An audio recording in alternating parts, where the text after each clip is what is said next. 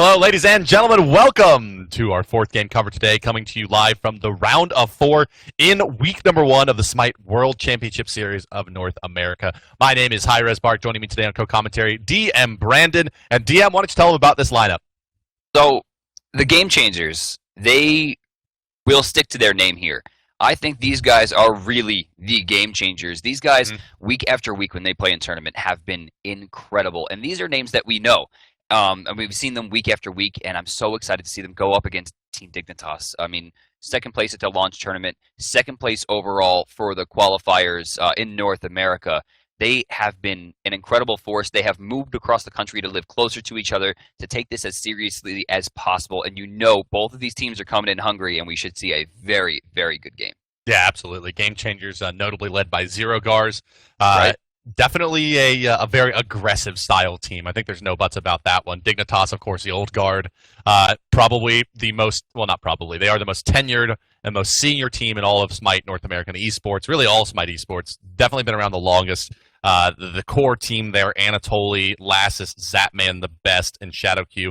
That roster's been together for about 2 years now. And before that, these players were kind of always on the same teams, at least 2 or 3 of them at a time. So very comfortable with each other and very, very strong. And like always, the team tends to live and die by Lassus and Zapman. Their hyper-aggressive play style tends to carry Dignitas through the best and the worst of times.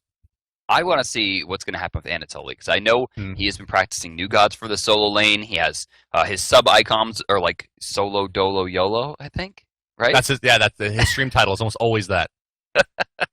I love Solo Island. I have become a big fan of Solo Island, and you know, these. I think every solo lane player doesn't want to play anything else anymore. It's like in ranked, like just please let me go solo. It's a completely different game that you play over there. That's right. And I'm always so pumped to see the high level solo players, especially players like Anatoly, whose god pool is huge. I want to see what he's going to bring to the table this time. Yeah, that's right. He'll be going against Divios in that solo lane. Divios, a young guy, really young. Yeah. I think like 14, 15 years old. He's did really very well talented in the last season. Yeah, I mean, a really, really strong player, I think. And it'll be interesting to see how he matches up against a player as experienced and kind of calculating as Anatoly. We should be getting into the game in just a minute, guys. Don't forget, on the other side of the bracket, there's another pretty high-profile match going on with Cognitive and Snipe going at it in semifinals. Winner of that match will go on to fight winner of this match, and of course, the winner of that will claim the first week of the Smite World Championship Series. So is it Best starting here? Do we know? Is it Best or Aduro that's going to be playing for Dignitas today? I'm not sure. I'm assuming Best. Best, their starter. Aduro, the backup. Very, very powerful player in and of himself. Amazing. Yeah, really great player. One of the best backups to have, I think, on your roster. Definitely could be a starter for another team, but nothing Honestly, wrong I think the best backup that was on any team was Snoopy, and he is backup no longer. That's right. Snoopy, I guess, is the team captain here of the Game Changers.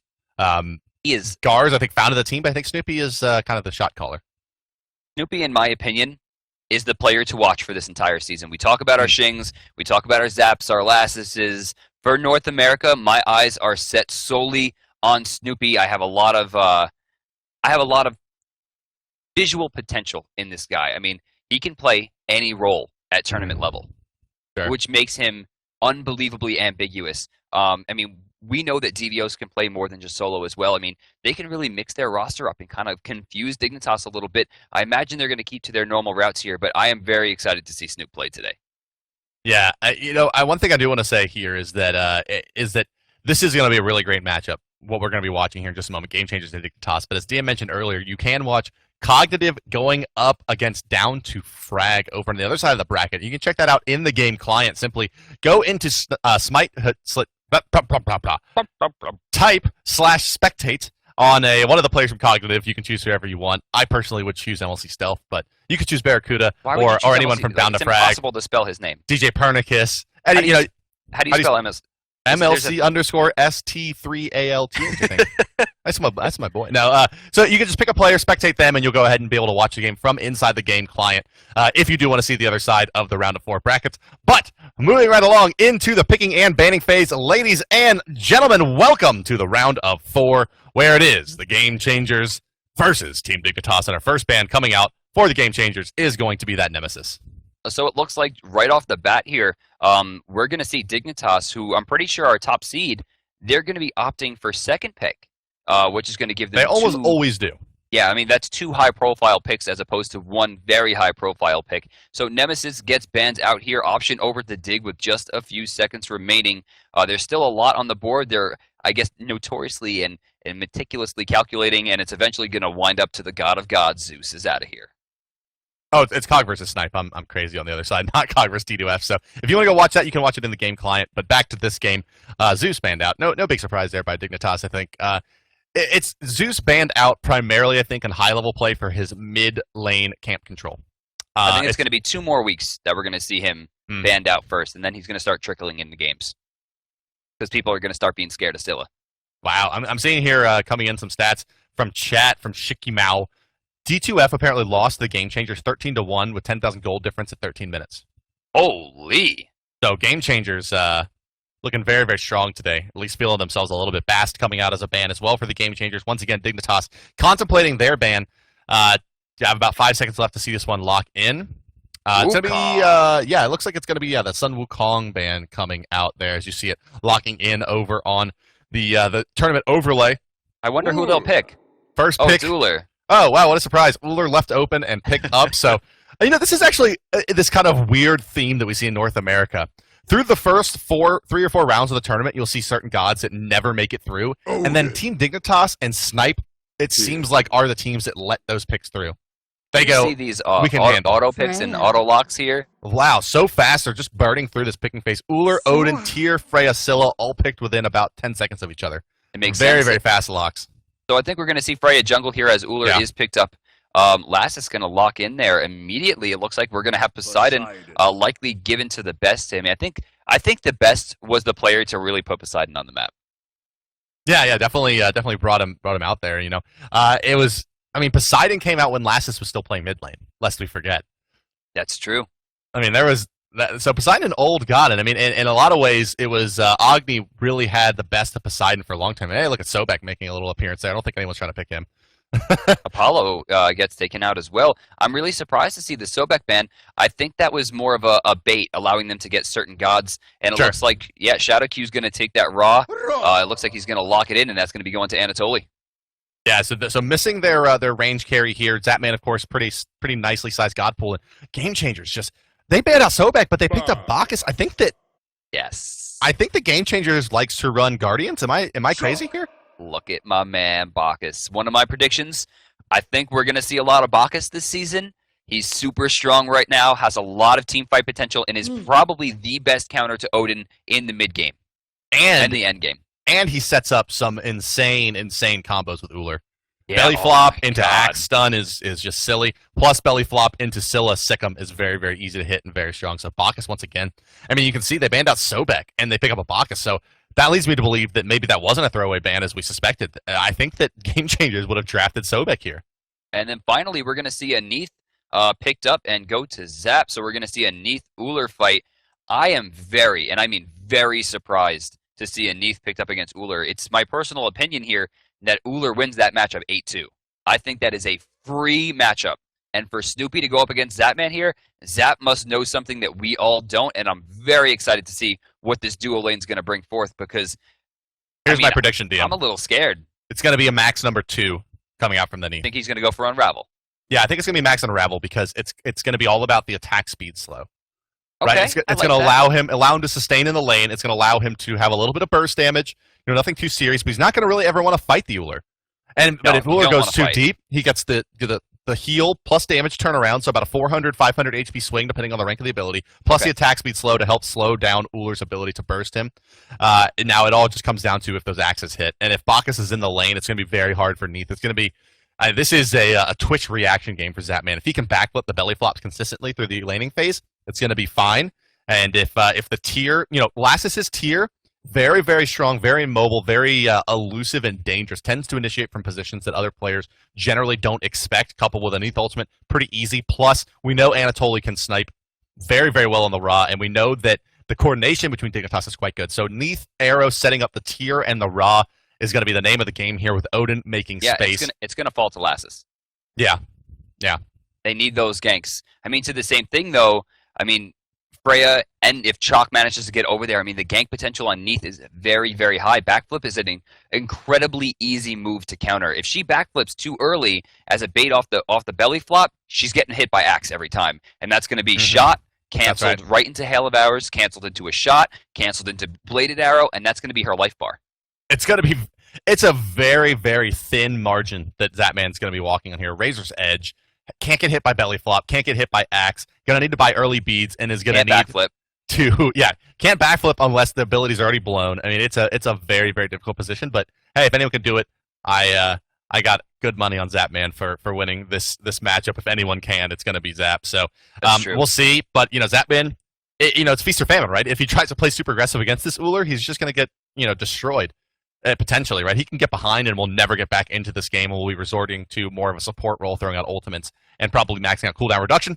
We'll see exactly what does go down, ladies and gentlemen, as we have gone through the picking and banning phase thoroughly for you. There's going to be about a 3-minute delay as a spectator client counts down. For DM Brandon, I'm hi-rez Bart. We'll be right back with our game out of the round of 4, Team Dignitas versus the Game Changers.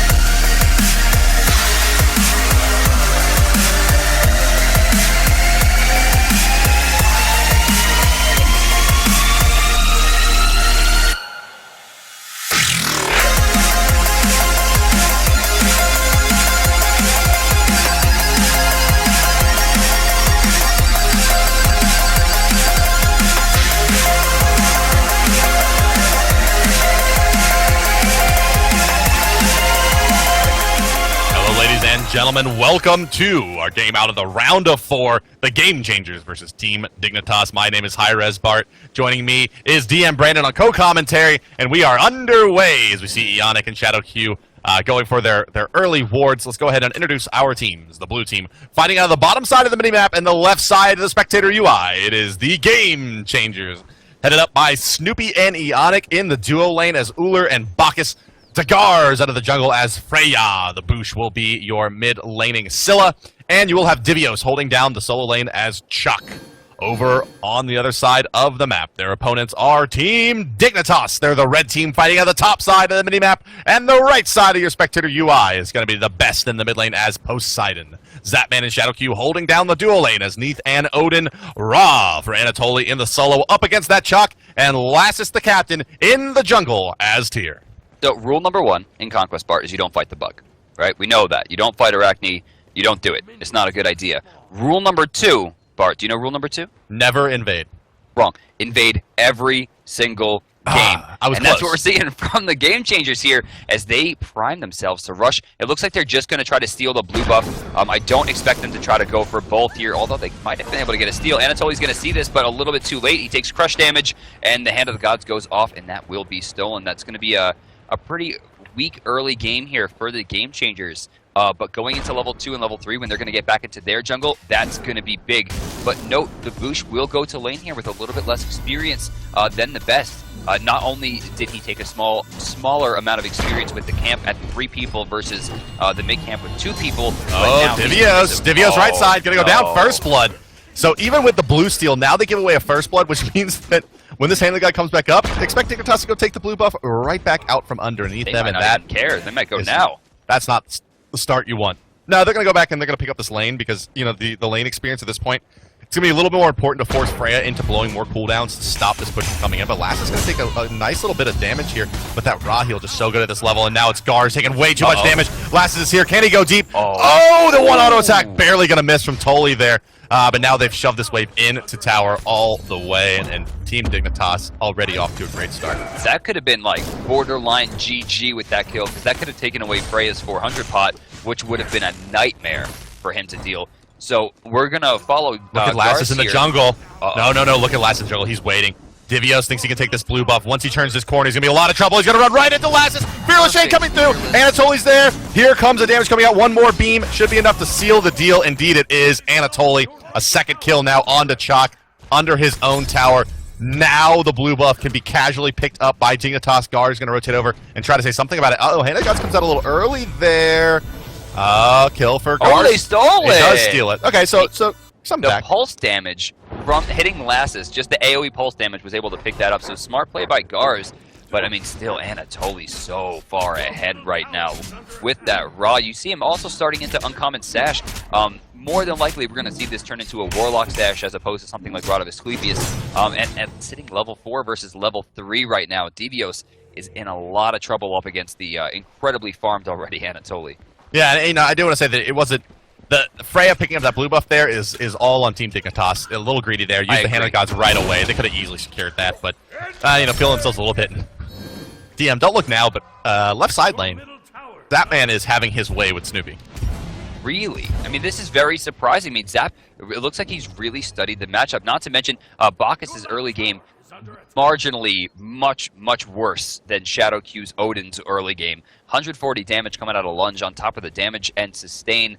Not to mention the defense coming out through Gungnir's Might. I mean, ShadowQ is really just working it in his favor and sitting level 5 right now, and Zapman's sitting level 5. They have the potential to keep pushing this, but as the game goes on, there's going to start to teeter back into Snoopy's favor, but there's too much of an experience split here, and both characters on the bottom side Ultimate from Neith coming out into the ring. In a lot of trouble now is Gar stuck in there with ShadowQ, throwing out the damage, jumping at his Lassus. Lawbringer over the top is going to be enough. Best was in position as well. Dignitas was just camping that orange speed buff the entire time. Throughout the last 60 seconds they were there. Sets it all up with the double ult out of the dual lane, and now Zapman doing a little reverse farming of his own, sitting at level 5. Snoopy only level 4, and this pulling ahead quickly here is the Neith, and it's this Odin Gungnir's Might into Neith Spirit Arrow combination is just so good at clearing the wave. Zapman with a pin on a Snoopy here could result in a kill. Leaping over the top is Snoopy. They're gonna have Gungnir's Might as well. Gonna need 2 more auto attacks. There they are. Zapman finds a kill on to Uller, considered the strongest god in the game by many at this point, taken out by one of the oldest there is. Right there, Odin just diving the tower, using the defense from Gungnir's Might to ensure that he can tank what he needs to tank. And Bacchus at this point in the game, I mean, Bacchus is probably the weakest early game of any of the Guardians low damage. You can't really confirm the Burk because you don't have enough mana to sustain the Belch. As we get later into the game, there's a great matchup there for Bacchus and Odin, but for right now, ShadowQ is abusing the fact that this matchup is currently massively in his favor, and that's allowing not only ShadowQ to get ahead of the other support, but it's allowing Zapman to get ahead of Uller. And if you're going to shut Uller down, it's got to be now. Yeah, that's right. And they're in the right position at the right time. Now it's going to be Zapman sitting at level 6, nearly level 7. Has a Heartseeker finish coming back to lane.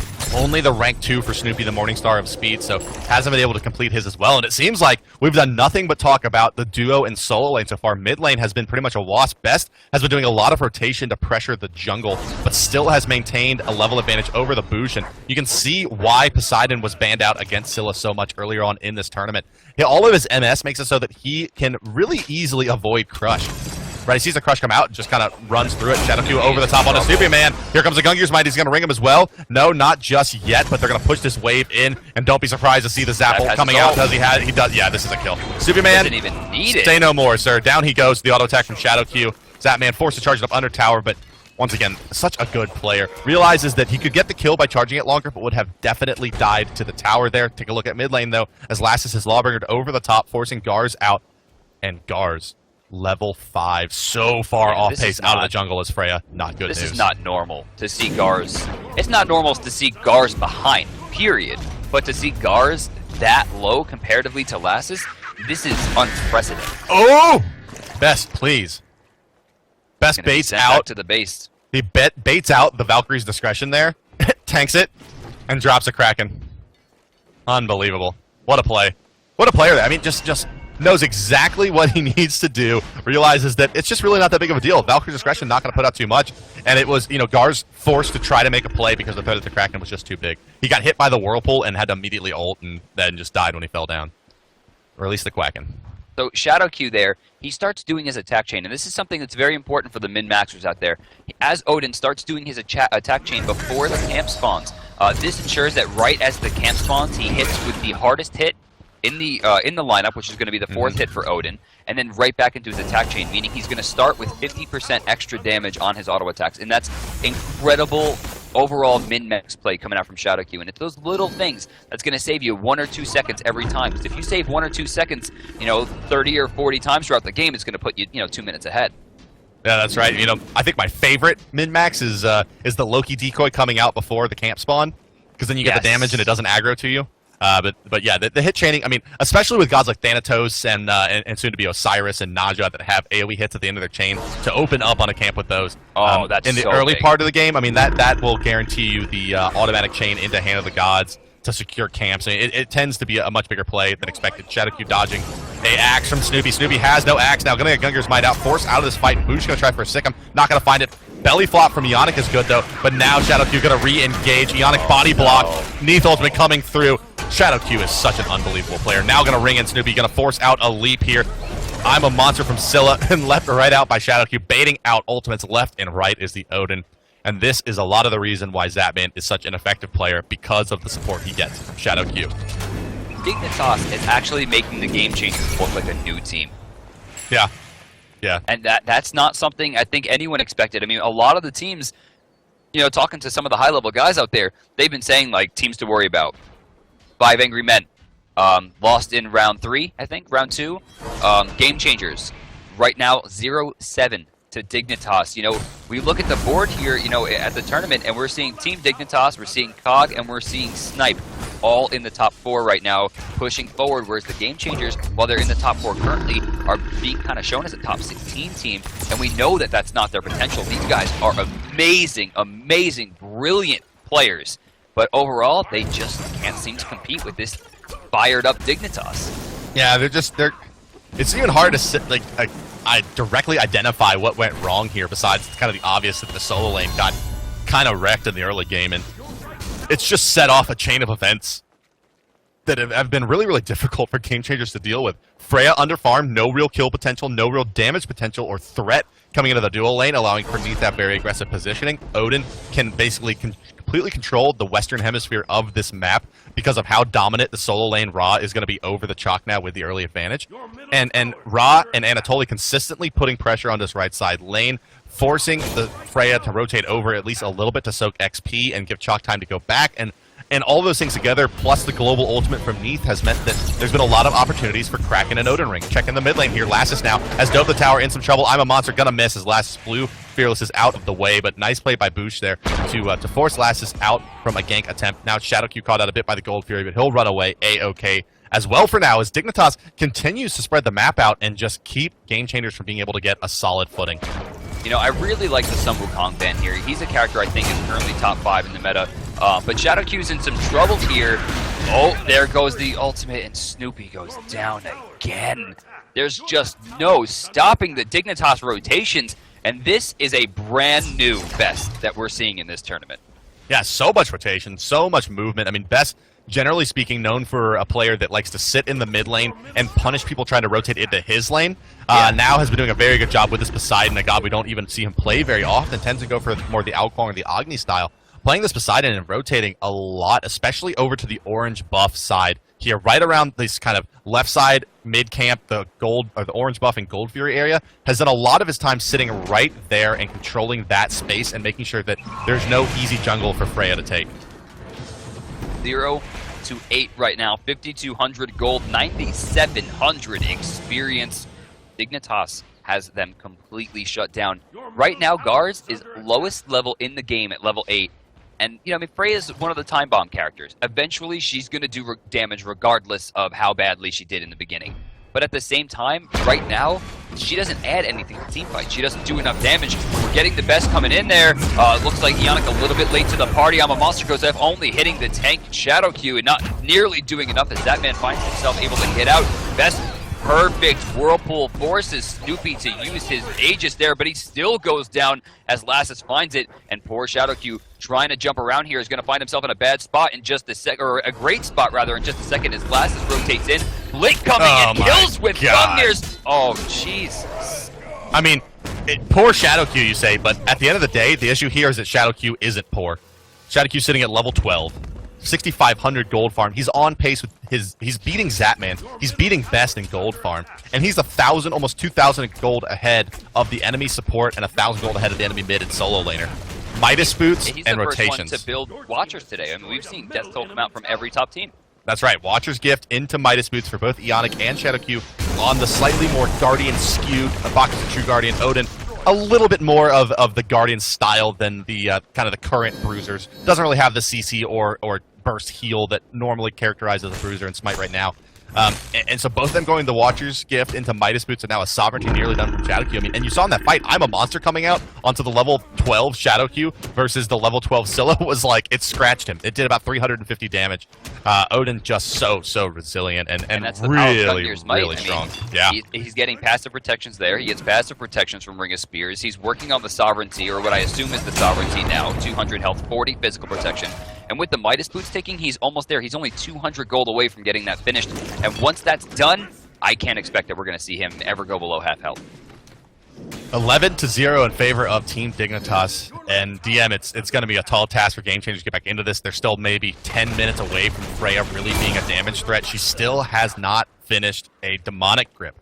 I mean, pen boots are just now done 13 minutes into the game. She didn't even get it halfway. Yeah, I mean, sitting at only 250 gold per minute.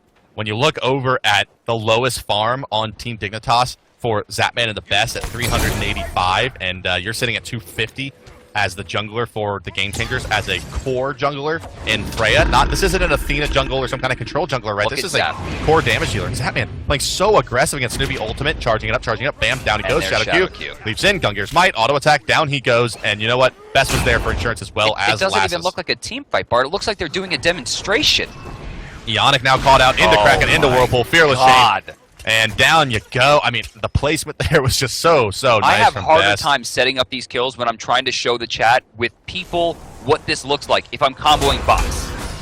Right, yeah, I mean, it's This is textbook. It's perfect. They are playing perfectly. 13-0, 14 minutes in. I mean, this is one of the more dominant performances you're going to see I mean, literally everything is firing on all cylinders here for Team Dignitas. You have lots and lots and lots of assists. I mean, look at this. 6 assists on Shadow Q, 5 on Best, 5 on Zapman.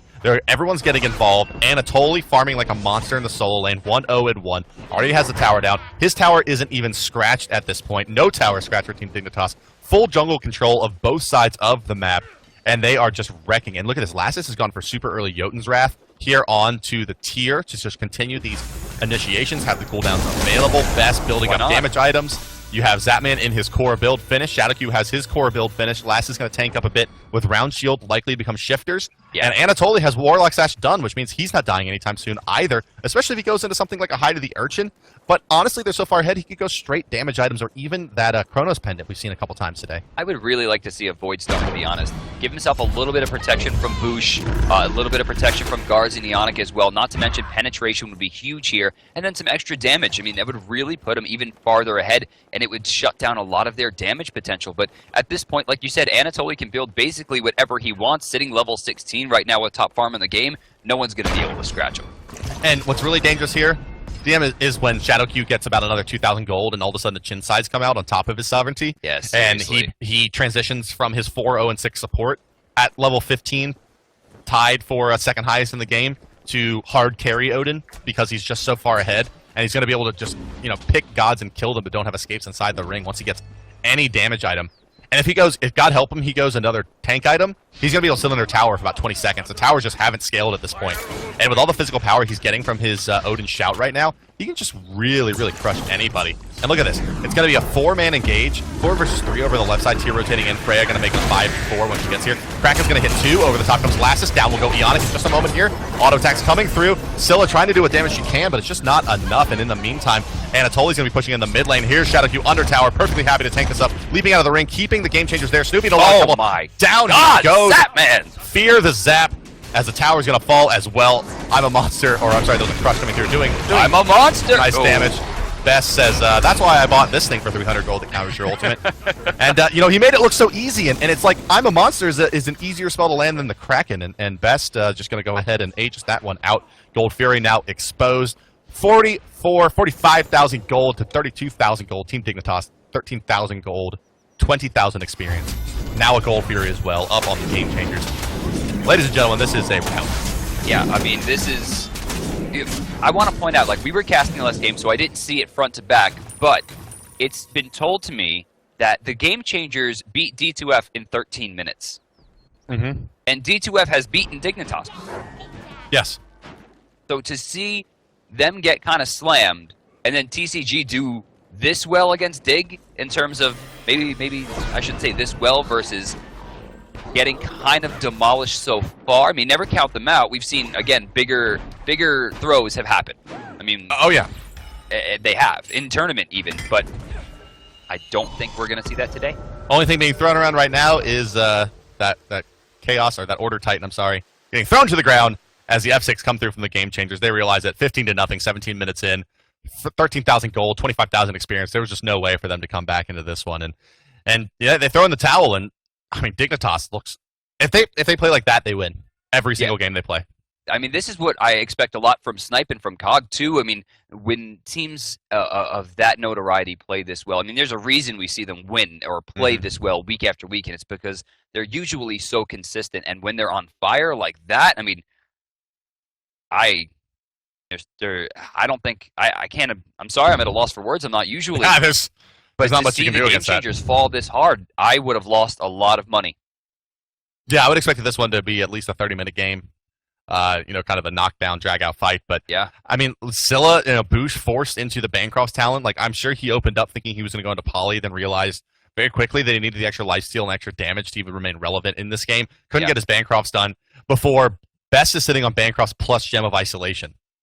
So that should go to show you just how much further ahead Best was. Pretty unbelievable. It sounds like we do have a replay queued up here. Zapman's play diving into the tier 1 on the left side into Euler. And so I guess we should go back to DM as they watch us and talk a bit about that Neath versus Euler matchup. Yeah, I mean, it shouldn't be a good matchup. I mean, it's really much in favor of Euler. But, I mean, you look across the map, all of those matchups, I mean, they weren't super bad across the board. But I think the teamwork, it just came down to the teamwork. Ionic It really, I think it was less about Zapman versus Snoopy and more about Shadow Q's damage versus what Eonic was able to do with Sure. belly flop, because the belly flop wasn't getting the CC, and that's what you're looking for Bacchus. You're looking for CC chains, whereas Odin doesn't really care as much about that. He's just going to burst you down and allow Zap to get ahead, and we saw him hit level 5 very early, get those ults off, and right here, I mean, he's earning a kill pretty quickly. Yeah, I mean, it's you could tell their lane was, we're going to belly flop, we're going to force out backflip, Uller will leap in, get the stun, follow up with burp stun, and then we can, really burst down any player. But Shadow Q thought differently. Shadow Q said, well, what if I just stand out in front of the creep wave and just abuse Bacchus? And we'll keep him so locked down in the early part of the game that he won't be able to get enough mana to burp stun, right? I mean, they kept on just zoning him out. Anytime he had his Intoxicate up high enough to really do anything with it, it just kept on being this zoning game. And Neath can sit so far back with the kind of extended range that blowing up a weave gives you with her Spirit Arrow that it ended up being this kind of keep away game. And Neath really the only hunter, when you think about it, that can go kind of pound for pound with Uller in terms of farming from distance safely. Even more so than the Bee. So Neath, maybe not the best matchup in the world against Uller in particular, but does have the tools to stalemate that lane. Sure. And as we saw, even turn around with kills if sufficient burst comes out from the support. Odin has been top for a while now. Mm-hmm. And I think over the past couple weeks where he's gotten minor nerfs, he's been falling off a little bit. Maybe not off to the point where he's not getting picked up, but sure, he's falling off to the point where maybe people are starting to figure out the matchup. And that's where Sun Wukong comes into play. Sun Wukong, I mean, early game is not going to do as well as Odin, but late game just has much more potential with control if people are paying attention to the Ring of Spears, of course. At worst, they're even. At best, Sun Wukong's about 2 or 3 spots ahead. But what happens when you ban out Sun Wukong and then pick Odin? I mean, does everyone have enough high-level matchup? I mean, while Bacchus on paper should do pretty well, do you have enough experience in that matchup in the current meta where you're going to be able to shove down someone like Shadow Q? Yeah, no one's found a way yet, and maybe there isn't a way. Maybe it's a balance or whatever kind of meta concern, but no one's really found a way to kind of force the issue with the Guardian, what they bring to the table over the Warriors. The Warriors, a little bit more damage, a little bit less survivability, and in all cases but Sun Wukong, less CC. So, how does Bacchus excel over Odin is really a question, or how does any Guardian, right? I mean, I think that maybe the Sobek would have been a little bit more, had more potential there, right? Maybe it was a smart ban. They knew that. Maybe, I think so, yeah. Maybe the homework was done. And that's I think why that the ban Sobek tosses you, you're knocked up, right?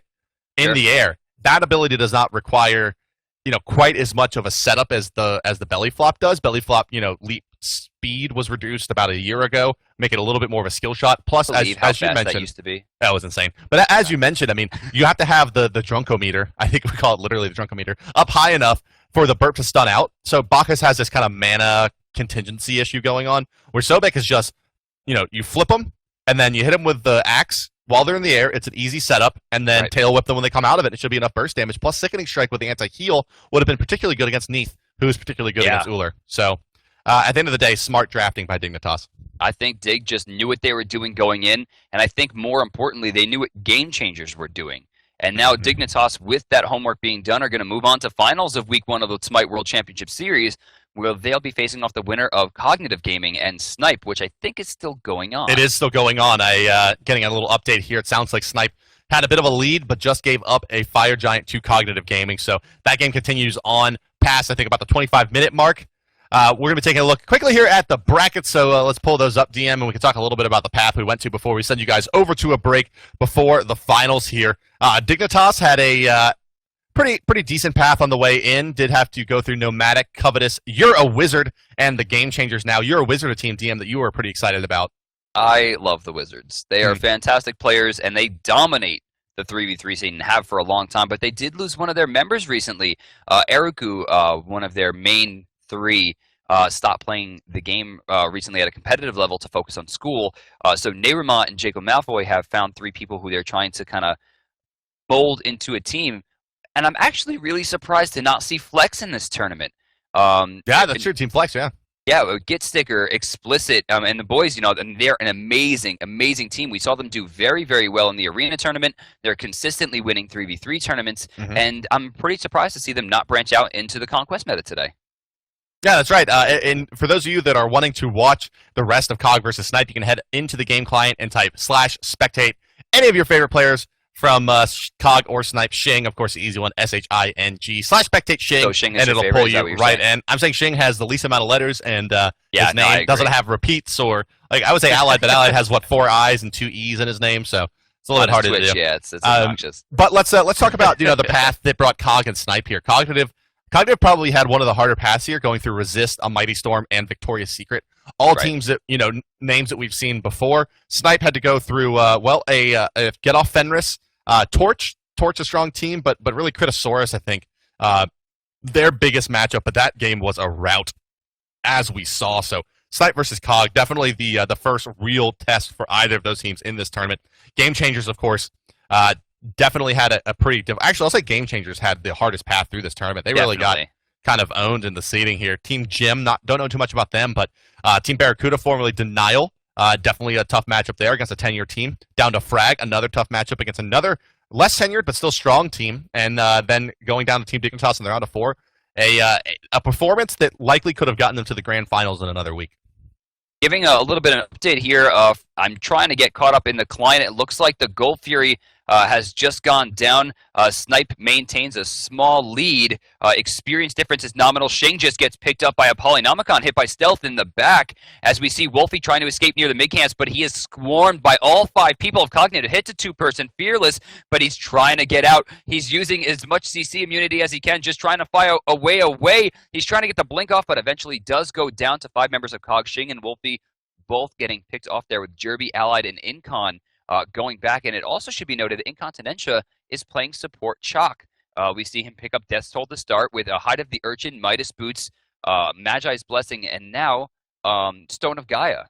He's picked up Heavenly Agility with Wrath of the Gods and is trying to play support Chalk, and so far has been doing incredibly at 009, 12,000 gold, comparatively to Jeff Hinla, who is notably behind it, only 10k, Bart.